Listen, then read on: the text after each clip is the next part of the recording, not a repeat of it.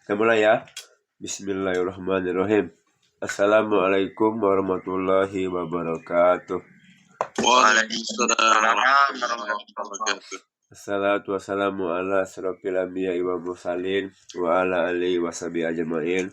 Allahumma sholli ala sayyidina Muhammad wa ala ali sayyidina Muhammad amma ba'du.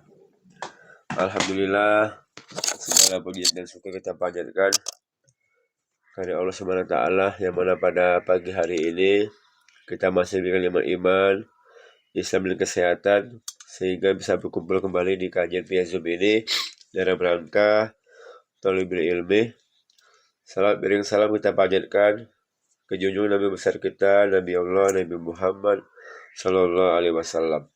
Allahumma sholli ala sayyidina Muhammad wa ala ali sayyidina Muhammad. Semoga kita nantinya akan mendapatkan sapaan beliau di yaumil akhirat nanti.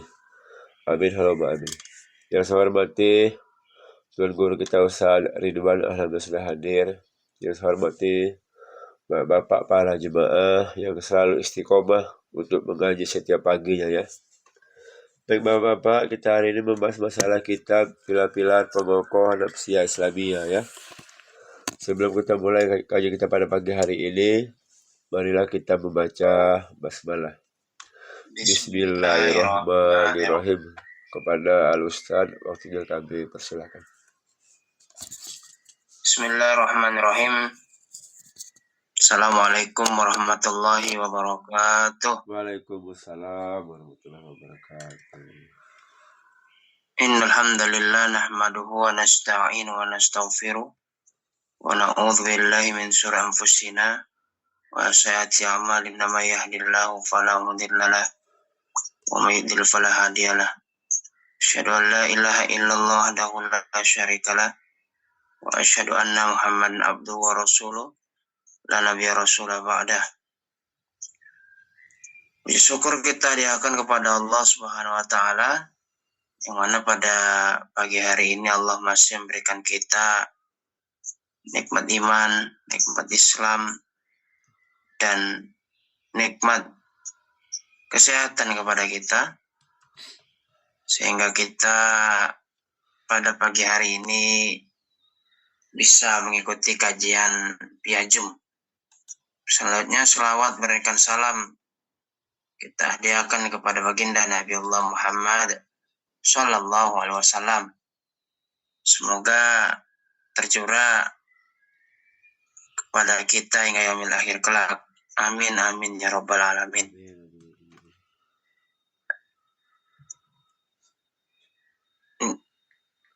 Yang saya hormati pada kesempatan kali ini adalah pemandu acara kita Bapak Al-Pakar yang selalu istiqomah mengingatkan kita bahwasan untuk kajian. Dan yang saya hormati Bapak Ibu yang istiqomah ya, senantiasa ikut kajian via Zoom ini. Kita lanjut kajian kita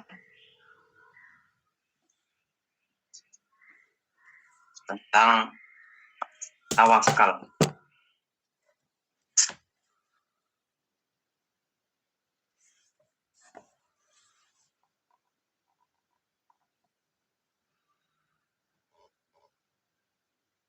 Kita sudah sampai akhir ya. Jadi dikatakan di sini bahwasanya Allah berfirman wa may yuti'illah wa rasulahu fa ulaika ma'al ladzina an'ama Allahu 'alaihim minan nabiyyina wasaddiqina wasyuhada'a wassalihina wa hasuna ulaika rafiqa. Mereka itu akan bersama-sama dengan orang yang dianugerahi nikmat Allah, yaitu nabi, para siddiqin, orang-orang yang syahid dan orang salih, dan mereka itulah teman yang sebaik-baiknya. Ya. Jadi adalah ikhlas ya. Jadi ikhlas itu hukumnya wajib. Jadi seorang laki-laki bertanya kepada laki-laki itu, siapa engkau wahai hamba Allah? Yang berkata, aku adalah orang yang dari kaum Ansor. Laki-laki tidak mau menyebutkan namanya. Jadi ikhlas ya, hukumnya wajib. Mengerjakan sesuatu ikhlas karena Allah Subhanahu wa taala akan mendapatkan pahala dibandingkan kita menggerutu, ya. Makanya perjuangan Islam itu dimenangkan orang-orang yang ikhlas. Ya. Kalau misalnya dimenangkan oleh orang-orang yang tak ikhlas, ya nggak menang. Atau misalnya ya, organisasi-organisasi yang melemahkan Islam, itu ada dananya. Ketika dananya nggak ada, ya nggak berbuat lagi. Karena dia bekerja untuk materi. Sementara orang yang ikhlas bekerja semata-mata untuk mengharapkan ridha Allah, maka dia akan langgeng seperti itu. Karena dia mengharapkan ridhonya Allah Subhanahu wa taala. Sebagaimana dalilnya dalam firman Allah, "Inna anzalna ilaikal kitaba bil haqqi fa'budillaha mukhlishan lahul din." Sungguhnya kami menurunkan kepadamu kitab Al-Quran dengan membawa kebenaran, maka sembahlah Allah dengan memurnikan ketaatan kepadanya. Jadi kita tidak ada yang patut kita sembah kecuali Allah Subhanahu wa taala, seperti itu. Dikatakan juga di sini bahwasannya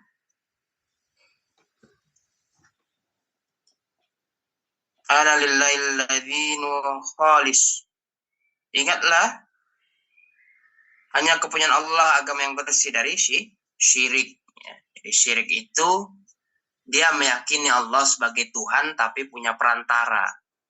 Ya, perantara untuk disembah. Makanya Ammar bin Lughai itu kan ya, dari orang yang pertama kali membawa patung ke Ka'bah, ya. Makanya ketika Mi'raj Rasulullah menjumpai ususnya terburai. Karena apa? Karena dia membawa tandingan-tandingan selain Allah Subhanahu wa taala. Dikatakan di sini, "Qul inni umirtu an a'budullaha mukhlishan lahuddin." Katakanlah, sungguhnya aku diperintahkan supaya menyembah Allah dengan memberikan ketaatan kepadanya dalam menjalankan agama. Qulillaha a'budu mukhlishan lahuddin. Hanya kepada Allah saja aku menyembah dengan memurnikan ketaatan kepada dalam menjalankan agama. Jadi ayat yang di atas ini merupakan seruan kepada Rasulullah.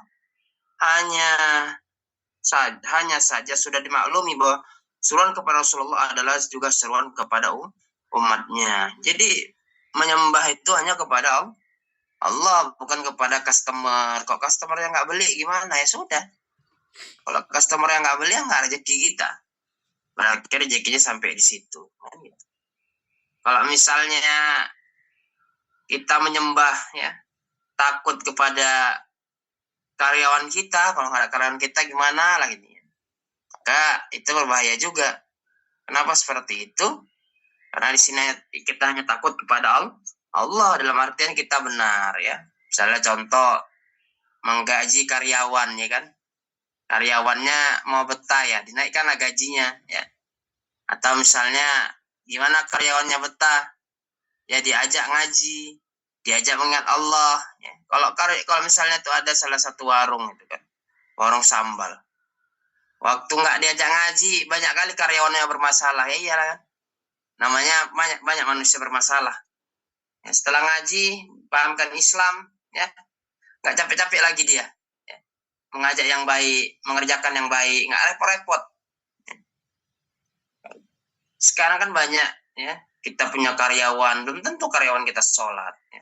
Belum tentu karyawan kita menjalankan ibadah yang memang, ya, itulah tanggung jawab kita mengajak dia kepada Islam walaupun dia sudah Islam, ya. Dengan kita mengajaknya kebaikan yang ma'ruf, insya Allah akan ada keberkahan kepada dirinya. Contoh misalnya kita gaji dia, insya Allah kalau kita ngajak ngaji dia nggak main slot, ya, nggak dugem, ya, duduk gemeter, misalnya ke tempat-tempat maksiat. Kenapa? Karena udah diajarkan tentang Islam.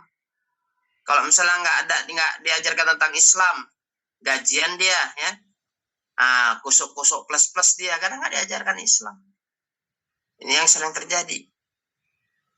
Jadi disinilah ya kita menyembah ini hanya kepada Allah Subhanahu wa Ta'ala, bukan yang lain.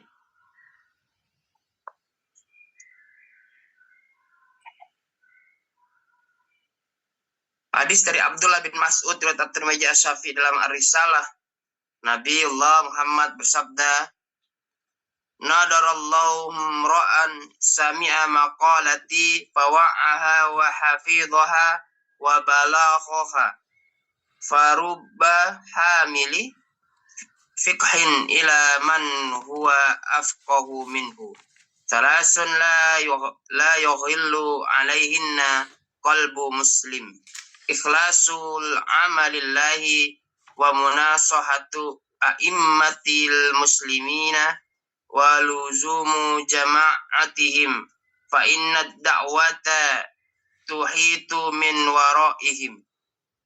Allah akan merangi orang-orang mendengar perkataanku, kemudian ia menyadari, menjaga, dan menyampaikannya. Terkadang ada orang membawa pengetahuan kepada yang lebih tahu darinya. Ada 3 perkara menyebabkan hati seorang muslim tidak dirasuki sifat dengki, yaitu ikhlas, beramal karena Allah, menasihati para pemimpin kaum muslimin, dan senantiasa ada di jalan jamaah al-muslimin, karena dakwah akan menyelimuti dari belakang mereka. Jadi tadi ya, jadi misalnya kita berdakwah ini ikhlas karena Allah, bukan yang lain, maka akan kokoh. Seperti misalnya Utsman bin Affan, sumurnya masih ada sekarang, ladang kurmanya masih ada sekarang karena ikhlas. Rasulullah kan mengatakan siapa yang bantu kaum muslimin untuk membeli sumur ini, kan nggak ada Rasulullah maksa, yuk Utsman beli sumur ini, kan nggak. Tapi siapa yang mampu, kan gitu.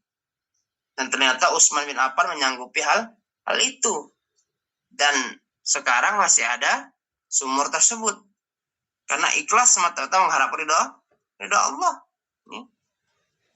Kalau kita dengar ceritanya itu kan, Yahudi itu sumurnya malam ya, atau siang itu ya, malam itu punyanya Utsman kalau tidak salah ya, paginya milik Yahudi, maka kaum muslimin malam itu ngambil gratis ya. Dan terakhir Yahudi itu tidak mendapatkan keuntungan sama sekali dan menjual sumur tersebut kepada Utsman 100%.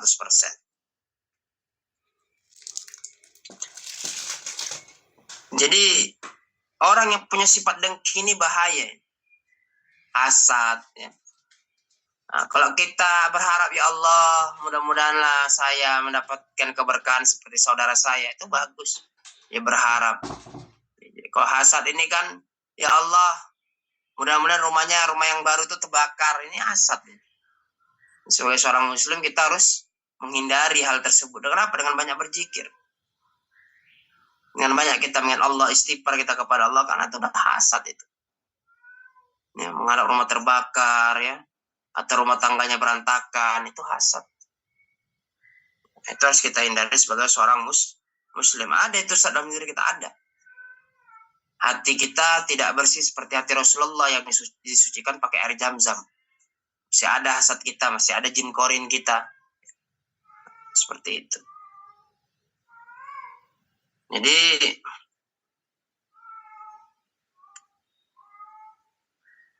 yang selanjutnya adalah ikhlas beramal karena Allah, menasihati para pemimpin kaum muslimin, ya, menasihati ya. Jadi ada salah satu ya, pada masa tabi'in itu ada seorang penguasa namanya Ijad As-Saqafi, ulama juga, tapi orang mengkritik penguasa di zaman itu ya. Dia mengamalkan sunnah, masih mengamalkan Quran, itu langsung dibunuh sama beliau. Makanya ada yang bilang sampai ribuan atau ratusan ulama yang terbunuh oleh karena dia. Maka dia di surga nanti, di akhirat nanti, di mana dia bertemu dengan Allah karena membunuh para tabi'in membunuh orang solih seperti itu. Ya. Menasihati. Dan senantiasa ada dalam jamaah al-muslimin, ya, senantiasa kita berjamaah kuntum khairul umat. Supaya apa? Karena dakwah ini nggak bisa kita individu. Tua kita capek, sakit, nggak ada yang menggantikan. Kalau dakwah dia amar ma'ruf nahi mungkar, jamaah pasti akan ada orang yang soleh yang mendoakan kita. Orang soleh itu melakukan kebaikan, kita pun dapat karena berjamaah. Ya. Kalau sendiri kita tak dapat apa-apa. Inilah luar biasa kita jamaah. Jamaah subuh, ya. Mengingatkan kebaikan. Berapa Ustaz jumlah jamaah itu? Minimal 3. Ya. Karena kan dalam bahasa Arab itu ada kata tunggal, ya. Ada kata jamak. Jadi minimal 3. Ada musannah, ada jamak, ya, 2 orang. Mufrad, ya, kata tunggal. Ya. Jadi udah jamak itu 3. Berapa 3 itu sudah berjamaah. Lebih banyak lebih bagus. Karena kok ketika kita berdakwah rame-rame ya lebih nyalinya lebih ada. Itu manusia biasa itu. Manusiawi. Tapi kalau kita sendiri, ya, takut pasti. Saya ada rasa itu. Itulah manusiawi, manusia. Karena dakwah akan menyelimuti dari belakang mereka. Jadi karena dakwah akan menyelimuti dari belakang mereka. Jadi jamaah sekalian, ya. Itulah, jadi kita berdakwah ini supaya apa? Supaya tidak lekang, supaya ada yang mengingatkan, ya. Supaya ada yang menjaga. Karena manusia ini nasia nih, lupa. Suka lupa, tempatnya salah, hilaf. Kok tak ada yang mengingatkan, udahlah. Tak bergabung dia dalam jamaah pengajian. Yang enggak ada lagi yang mengingatkan dia. Ya, kemaksiat. Nah, tidak ada yang tapi kita gabung ke jamaah misalnya kajian subuh, ada yang mengingatkan, Pak Pakar, ayo kita subuh, tidak ada yang mengingatkan. Kalau kita sendiri, kadang pun tak teringat, karena ada yang mengingatkan. Dan juga di sini dikatakan bahwasannya, ya, dalam bab ikhlas ini terdapat pula hadis senada dari Zaid bin Sabit, riwayat Ibnu Majah.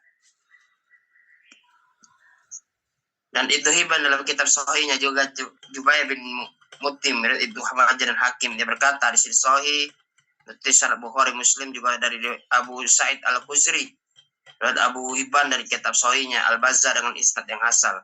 Terus pula oleh As-Suyuti dalam Al-Azhar Al-Mutahatsirah dan Al-Hadis Al-Mutawatirah. Hadis dari Ubay bin Ka'ab, riwayat Ahmad, ia berkata dalam Muktamar isnad yang hasan, bersabda, Bashir hadhil ummata bis-sana'i war-ruf'ati wan-nasri wa tamkini fil ardi faman amila minhum amal al-akhirati lid-dunya lam yakul lahu fil akhirati nasib. Berikanlah kabar gembira kepada umat ini dengan kemegahan, keluhuran, pertolongan, keteguhan di muka bumi. Siapa saja dari umat ini yang melaksanakan amal akhirat untuk dunianya, maka kelak di akhirat ia akan mendapatkan bagian apapun. Jadi jamaah sekalian, ketika surah An-Nasr turun, ya, idza ja'a nasrullahi wal fath, ketika, ya, pertolongan Allah itu datang, maka mereka masuk Islam secara berbondong-bondong. Maka di saat itu, ya, sahabat lain bergembira, tetapi tidak dengan Abu Bakar As-Siddiq. Kalau namanya sudah umat Islam ini dimenangkan, maka umur Rasulullah tidak panjang. Nah, tidak lama seperti itu. Kenapa? Karena sudah mau selesai. Ya. Jadi dikatakan, maka ketika Abu Bakar, ya Rasulullah, Abu Bakar dan Umar, ya, Umar itu mendapatkan kekayaan luar biasa dari apa? Ditaklukkannya Persia. Sahabat yang lain kesenangan, tapi beliau tidak. Itu manusiawi, ya, mendapatkan harta pasti senang. Manusia, nggak ada manusia yang mendapatkan harta tak senang. Ya. Tapi beliau mengatakan, ya, ini cobaan yang luar biasa. Dibandingkan pemimpin umat Islam terdahulu, tidak pernah pemimpin umat Islam terdahulu yang luar biasa mendapatkan harta seperti ini. Tapi Umar bin Khattab diuji dengan apa? Dengan harta tersebut. Hadis dari Anas radhiyallahu anhu dari Al-Hakim yang berkata, hadisnya sahih, Sahih Abu Hurairah Muslim Rasulullah bersabda, "Man faraqad dunya 'alal ikhlasi lillahi wahdahu wa la syarikalah wa aqamas shalah wa ataz zakah faraqaha Allahu anhu radi." Barang siapa meninggalkan dunia ini wafat dengan membawa keikhlasan karena Allah saja, tidak menyekutukan Allah sedikit pun, ya, melaksanakan sholat dan menaikkan zakat, maka ia telah meninggalkan dunia ini dengan membawa ridho Allah. Ini, ya, tidak masuk kutukan Allah. Usaha sepi, ya kawan nasihati, kenapa kau nggak beli ini, ya? Kenapa nggak beli itu, datang ke sini, datang ke situ, itu kesyirikan. Allah kan menguji kita seperti itu. Apakah kita tetap yakin rezeki dari Allah, ataukah kita malah berbalik arah mencari orang pintar karena kita bodoh, ya kan? Maka carilah orang pintar supaya apa? Supaya dagangannya laris. Nah, ini ujian bagi kita. Jadi kalau orang yang nggak kuat iman ini, ya menghalalkan segala cara seperti itu. Tidak menyekutukan Allah sedikit pun, ya. Dia tidak syirik, ya. Menyekutukan Allah, ia melaksanakan sholat, menunaikan zakat, maka ia telah meninggalkan dunia dengan membawa ridha Allah. Karena sholat itulah yang membedakan kita dengan orang kafir. Orang kafir berniaga, kita pun juga berniaga. Orang kafir makan, kita pun makan. Buang hajat, mereka juga. Yang membedakan kita adalah sholat kita, itu yang akan diminta pertanggungjawaban oleh Allah Subhanahu wa Ta'ala, seperti itu. Banyak sekarang muda-mudi orang tua tuh yang nggak mau ibadah kepada Allah, ya. Padahal Allah sudah banyak memberikan kita nikmat sehat. Cobalah Allah ambil nikmat sehat gitu, ya. Kalau katanya Pak Dahlan Iskan tuh 0,5 meter aja masang wayar jantung 500 juta, ya. Wah, Allah ambil tuh ginjal kita, ya, dicuci darah. Kalau cuci darah itu udah nggak lama lagi kalau kata kedokteran itu, ya.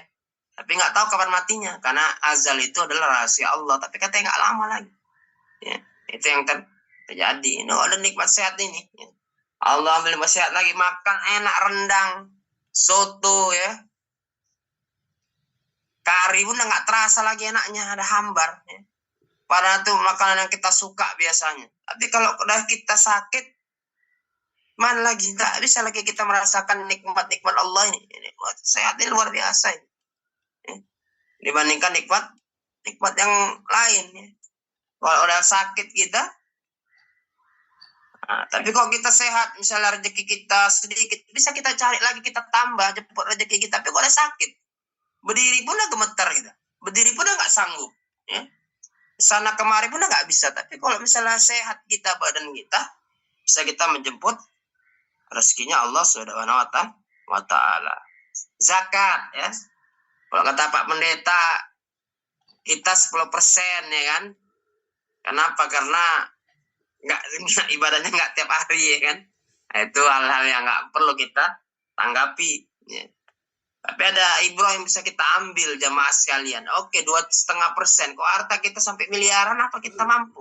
Apa kita sanggup? 1 miliar saja misalnya, ya.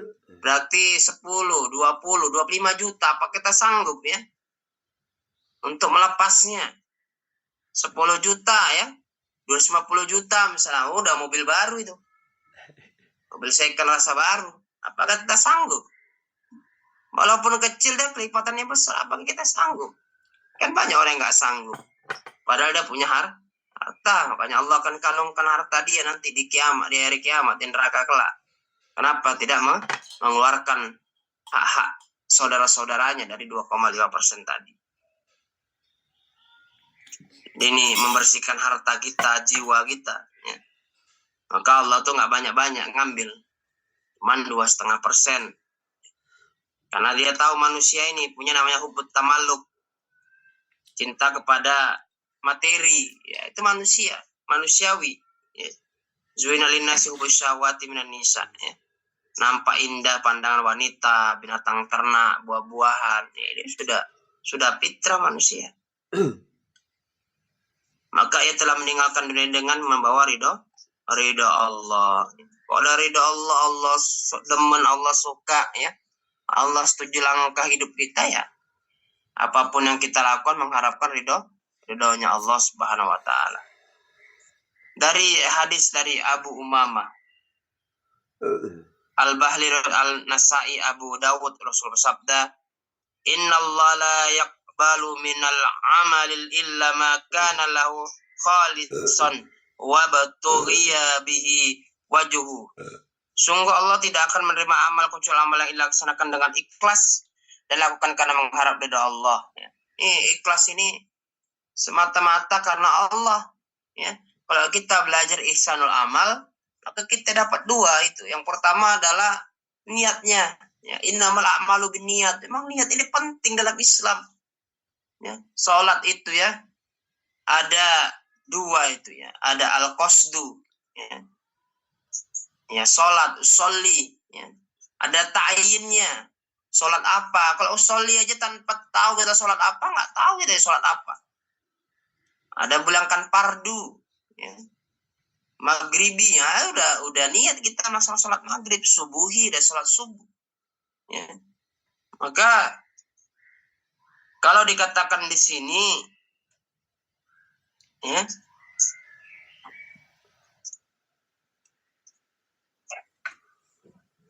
amal yang ikhlas lakukan semata mengharap ridha Allah. Salat kita semata-mata mengharap ridha Allah. Nah, maka kalau misalnya itu kita kaji kitab Imam Al-Ghazali, ya, kitab sebelum Bidayatul Hidayah, ya, ada beliau itu ya mengatakan bahwasannya di zaman beliau itu sholat itu hukumnya khusyuk itu wajib. Kalau kita nggak bisa kita pakai itu. Ya. Berapa banyak orang nggak sholat nanti karena luar biasa keilmuan waktu itu. Ya. Jadi luar biasanya beliau, ya. Jadi melaksanakan dengan ikhlas dan lakukan karena mengharap ridhonya Allah Subhanahu wa taala.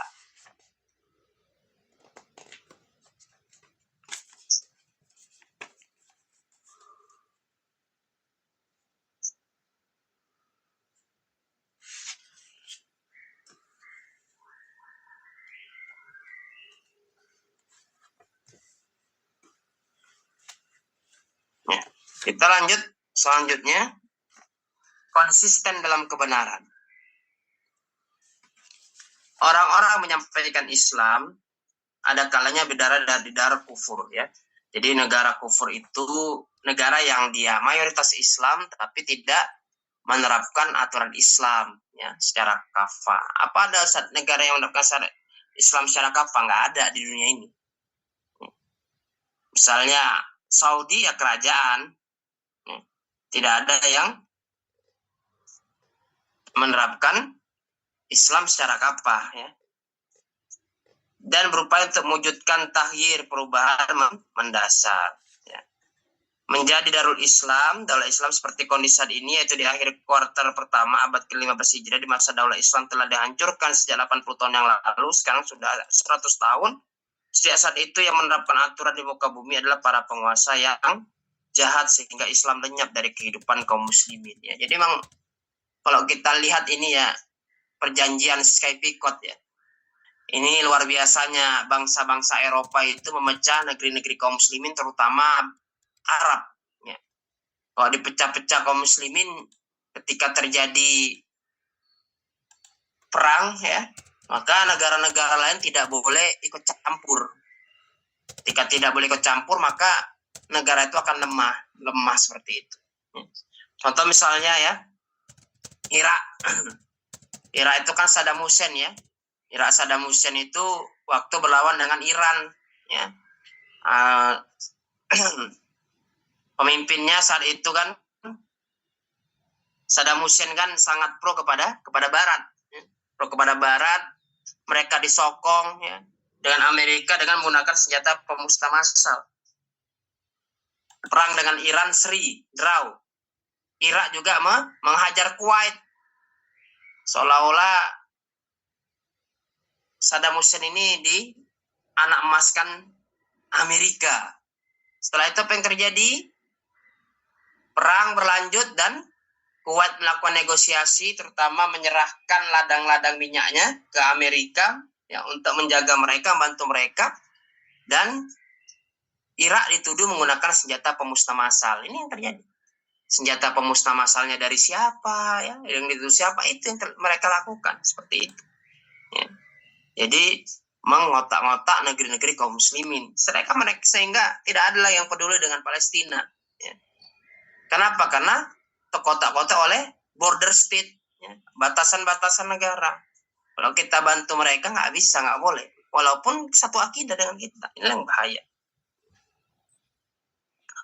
Orang yang mengemban dakwah adakah berada di Darul Islam, ya, yang menerapkan Islam, mereka aktif melaksanakan muhasabah, melakukan kritik dan bersih dari amar ma'ruf nahi mungkar. Jadi ketika itu pemerintahnya Islam wajib mengkritik. Mengkritik dalam artian apa? Ketika tidak dijalankannya Al-Quran. Ya. Ketika penguasanya lalai. Makanya kan terjadi di Abbasiyah, Umayyah, ya, Utsmani, kan banyak terjadi pertentangan, banyak terjadi penyimpangan. Ya wajar. Makanya kita mengambil alamin hajun nubuwah yang mengikuti metode kenabian. Ya misalnya Yazid, ya, Muawiyah mengangkat anaknya Yazid. Itu banyak ulama yang nggak mau, tapi dengan pedang, dengan paksaan. Maka diangkatlah Yazid sebagai pemimpinnya, padahal tidak cakap sama sekali. Ini tidak boleh terjadi seperti itu. Tidak ada dalam Islam itu pengangkatan dengan putra mahkota, tidak ada. Jamaah sekalian, di sini dikatakan melaksanakan muhasabah, amar ma'ruf nahi mungkar, seperti Umar bin Khattab. Wahai Umar, ya, sahabat itu seandainya kau tidak bisa mengurus kaum muslimin dengan baik, maka pedangku yang akan meluruskanmu. Kok sekarang bisa nggak gitu? Tangkap polisi lah kita ya. Tangkap polisi lah ya. Ini sahabat Rasul ini. Wahai Umar, kau tak mampu mengurusi umat kaum muslimin dengan baik, maka pedangmu ini akan meluruskanmu ya. Ada itu Amr bin As ya. Itu seorang wali ya, gubernur yang ada di Mesir itu ya. Ada orang Yahudi itu yang dia melapor kepada Umar bin Khattab, padahal udah dikasih ganti rugi coba. Rumahnya dipakai untuk bangun masjid, padahal udah diganti rugi coba. Tapi nggak terima dia Yahudi tersebut, melapor dia kepada Umar. Umar nggak banyak cerita, langsung dia ambil tulang unta, digariskannya kasih kepada pemimpinmu. Ya. Amr bin As yang ada di Mesir. Ketakutan pucat. Ya. Maka beliau ya mengganti rumah Yahudi tersebut, dibangunkan lagi. Karena sudah dibayar kan seperti itu. Ini luar biasa. Kalau misalnya ada penggusuran tidak ridho kan, itu tanah hak mereka seperti itu. Ya mas kalian yang berbahagia. Ya.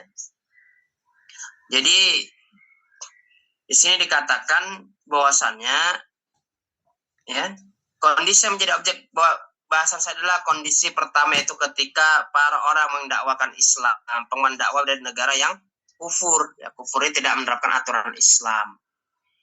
Ada ustaz menerapkan aturan Islam, zakat. Ada ustaz, ya iya kan ada duitnya. Perbankan syariah, asuransi syariah. Kan ada duitnya, coba nggak ada duitnya. Kenapa nggak diterapkan potong tangan bagi yang mencuri? Berapa banyak koruptor yang kehilangan tangan? Nggak dilakukan ini. Ya. Berzina, ya.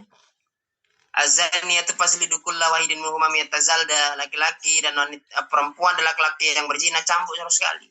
Kenapa lembaga zakat? Karena ada uangnya. Coba nggak ada uangnya, mana mau?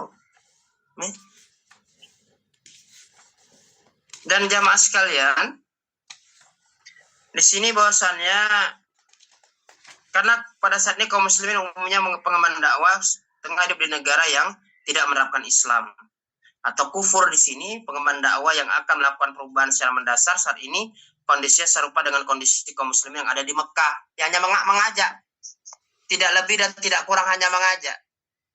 Maka kan ketika kaum muslimin ya sudah punya masa di Mekah, melihat terjadi penindasan yang dilakukan oleh kaum kafir Quraisy, Rasulullah kan nggak bertindak apa-apa karena belum turun ayatnya.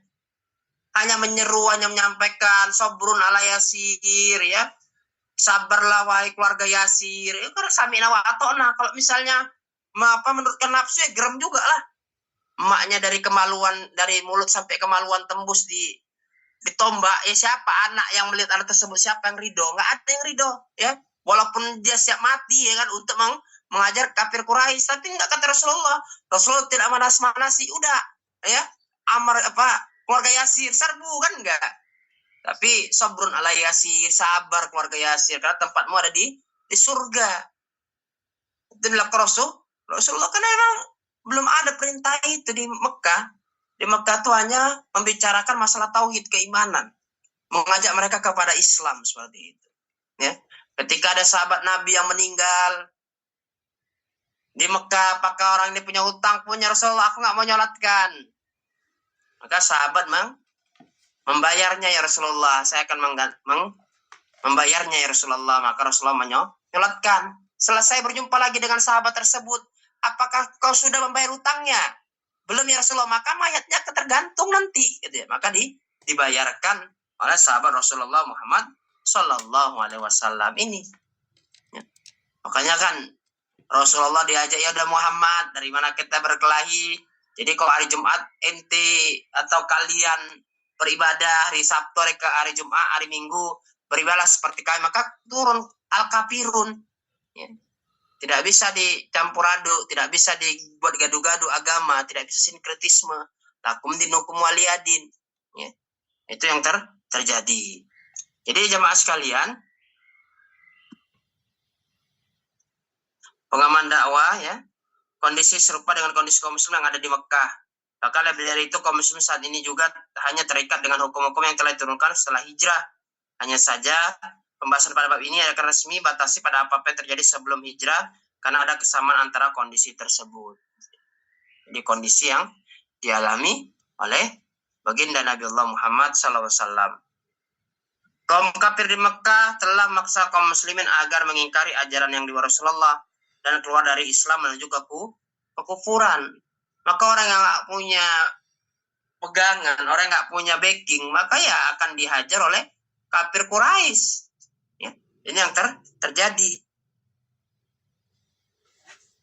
Mereka pun menuntut para kaum muslimin saat itu untuk meninggal aktivitas mengemban dakwah Islam. Dan supaya mereka tidak menampakkan ibadahnya di hadapan orang-orang yang banyak. Nggak boleh ada syiar. Ya, syiar Islam itu nggak boleh. Maka kalau ada syiar sholat, ya lempar-lemparan batu. Ya. Kenapa? Karena mereka tidak meridhoi agama Islam ini. Tuntutan semacam ini dilakukan oleh para penguasa zalim saat ini. Bahkan lebih dari itu, para penguasa tersebut juga minta para pengemban dakwah untuk bekerjasama dengan mereka, akan menjadi intel mata-mata atau menjadi agen pikirian yang mempropagandakan berbagai pemikiran untuk melayani kepentingan penguasa bodoh. Ya, contoh misalnya Nasir Ahmad Abu Zaid, ya, seorang ulama yang ada di Mesir yang mengatakan Al-Quran ini sebagai produk budaya. Ini kan udah nyeleneh. Dan produk budaya itu ya bukan firman Allah, bukan wahyu. Dan di sidang di Grand Al-Azhar itu ulama itu sesat, dia dikatakan sesat tapi diterima di Leiden University ya, di Belanda. Di kok kata guru saya yang sedikit liberal ya, waktu saya di UIN ini ya kan, tuh dia mengatakan ya walaupun pemikirannya kayak gitu ya, kata beliau ini, saya pun nggak pernah nampak beliau sholat Jumat. Masih lumayan ya. Ada dosen saya ini ya, waktu saya di UIN dia cerita, dia nggak pernah lihat waktu beliau kuliah di Belanda, nggak pernah saya lihat dia sholat Jumat. Bingung juga jadinya kan. Nah, ini yang nggak pernah dia melihat bapak itu tadi ya Syekh tadi itu sholat Jumat ya, atau digantinya dengan zuhur bisa jadi ya. Jadi Keberadaan penguasa ini didominasi kaum kafir telah berlangsung cukup lama di negeri-negeri kaum muslimin. Akibatnya lahirlah pasukan mata-mata antek-antek bidang pemikiran serta para mufti yang siap berfatwa sesuai dengan permintaan. Jadi kelemahan kaum muslimin juga di akhir-akhir daulah Islam itu sampai-sampai para ulama itu mengharamkan mesin fotokopi Quran, tapi menghalalkan demokrasi, menghalalkan pemikiran, ya, undang-undang, ide dari Barat, sampai lemahnya kaum muslimin seperti itu. Dan juga saya tidak tahu apakah tuntutan busuk seperti ini pernah digunakan oleh kaum Quraisy atau tidak untuk merealisasikan tuntutan tersebut. Kaum kafir Mekah memang telah menggunakan berbagai taktik uslub seperti pembunuhan, ya, penyiksaan, ya, dan juga mengambil harta, ya, seperti hartanya Abdurrahman bin Auf, ya, diambil. Maka kata beliau, udah, ya, ambil saja. Beliau hijrah ke Madinah, mengolok-olok, ya, perang ekonomi, ya, bagaimana Rasulullah diembargo, bagaimana diolok-olok, kan, bagaimana Rasulullah, ya, itu diolok-olok, ya, oleh istrinya Abu Lahab. Ketika itu beliau datang, ya, istrinya Abu Lahab ini datang menjumpai Rasulullah. Abu Bakar berkata, ya Rasulullah, itu ada istrinya Abu Lahab. Nanti kamu terlihat oleh dia dan dia akan menggunakan kata-kata nista untuk menistakanmu. Apa kata Rasulullah? Ya, dia tidak akan nampak fisikku. Kenapa? Karena Rasulullah ditutupi oleh sayap-sayap malaikat. Maka ketika itu istrinya Abu Lahab itu berjumpa dengan Abu Bakar, bertanya, apakah kamu melihat Muhammad, segala macam, ya. Diberitahukan bahwasannya Muhammad begini dan begitu, ya. Dia tidak melihat sama sekali. Itulah Allah melindungi kekasihnya. Mempropagandakan tuduhan-tuduhan dusta, penipu, ya, orang gila, ya, dan mengatakan nggak bisa juga. Terakhir penyihir dengan kata-kata. Dengan kata-katanya misalkan anak dengan istri dengan suami. Nah, itu penyihir dengan kata-kata. Dan juga ini yang melaksanakan, ya, siksaan, ya, yang dialami Rasulullah. Para sahabat punya sikap yang wajib diladani, diikuti seperti apa adanya. Ya, inilah yang terjadi pada masa Rasulullah. Jadi jamaah sekalian, kalau dikatakan di sini, ya, penyiksaan Rasulullah itu sangat luar biasa. Ada yang pukulan, ya, ada yang mengikat, ada tekan dari orang tua, dijemur di bawah terik matahari, ya, melarang tampil dan menyerukan dakwah, melempar dengan batu, melempar kotoran dan seperti kotor dan lainnya, berusaha menginjak leher dan menaburkan tanah ke wajah, dan membuat kelaparan, pemboikotan. Ya, ini luar biasa, ya, tindakan-tindakan keji yang dilakukan oleh kafir Quraisy. Ya, sampai di sini saya kembalikan kepada Pak Al-Pakar atau ada pertanyaan. Ya, syukur Ustaz. Baik ya Bapak, kita punya waktu lebih kurang 10 menit, ya. Kita buka diskusi tanya jawab tentang bab tawakal dan ikhlas, ya. Tapi ini udah masuk bab baru, Ustaz, ya. Konsisten dalam kebenaran. Tapi nggak apa-apa. Insya Allah kita Senin depan kita lanjutin.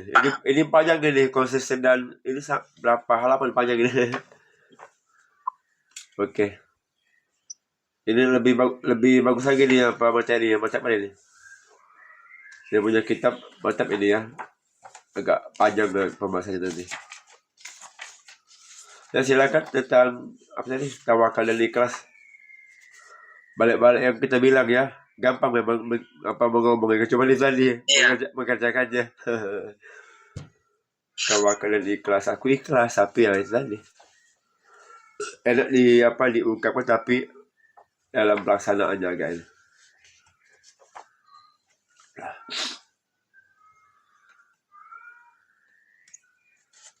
Ya, silakan.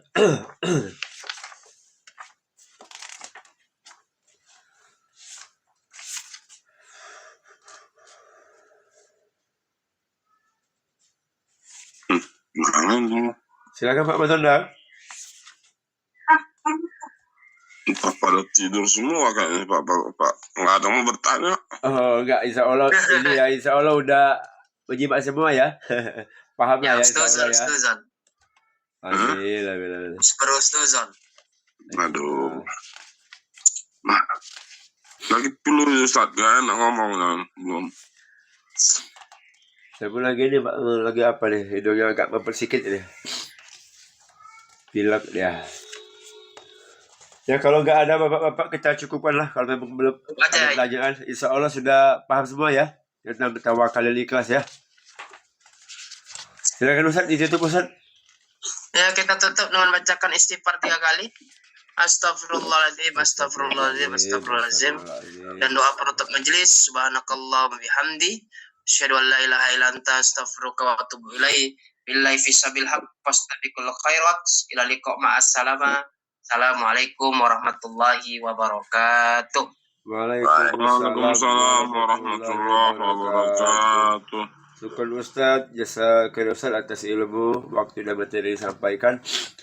Semoga bermanfaat untuk bapak-bapak yang hadir pada pagi hari ini. Semoga Ustaz selalu diberi kesehatan, dimudahkan segala urusannya, dilancarkan segala rezekinya. Amin. Dan juga semoga bapak-bapak yang hadir ya, kita sama-sama diberikan oleh Allah kesehatan, dimudahkan urusannya. Yang masih sakit semoga cepat sembuh, yang masih punya utang semoga utangnya segera lunas, yang baru merintis usaha semoga usahanya lancar, yang anaknya belum berjodoh semoga segera berjodoh, yang belum dapat pekerjaan semoga dapat pekerjaan ya. Dan juga semoga hari ini apa yang kita kerjakan mendapatkan kebarokan dari Allah Subhanahu wa taala. Amin ya rabbal alamin. Baik Bapak kita tutup ya dengan membaca hamdalah alhamdulillahirabbil alamin. Dan juga doa kepada majelis. Subhanallahumma wa bihamdika asyhadu an la ilaha illa anta astaghfiruka wa atubu ilaik. Wabillahi taufiq wa hidayah. Wassalamualaikum warahmatullahi wabarakatuh. Waalaikumsalam Syukur Ustaz ya. Warahmatullahi wabarakatuh.